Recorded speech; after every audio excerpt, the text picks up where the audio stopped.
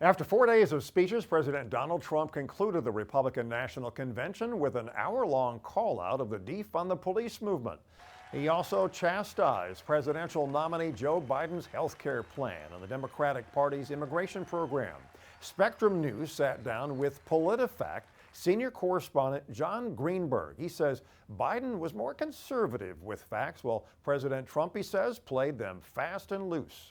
In terms of the accuracy of the statements, Biden and Trump are mirror images of each other, where the great majority of statements that Joe Biden made were accurate, or in some cases, if he was describing a problem, he lowballed the description of the issue.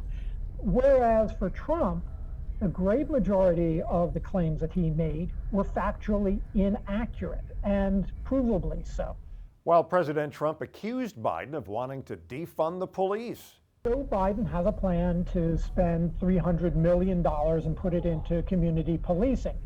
If you take a look at the same effort in Donald Trump's budget plans, he wants to decrease the money by a great deal, and more broadly wants to decrease support for state and local law enforcement by about $500 million. President Trump claims 300 miles of the border wall has been constructed. Only about 5 miles of the new wall have been completed. Greenberg says on President Trump's saying the Republican Party would protect patients with pre-existing conditions, Greenberg says there's no evidence. President Trump and the Republicans are very consistent on 2 points.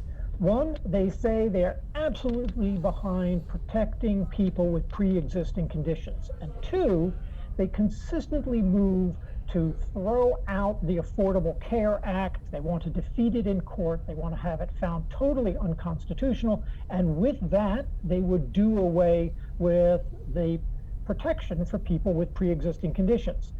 The first presidential debate is set to take place in Cleveland, Ohio on September the 29th. Rick Elmhorst, Spectrum News.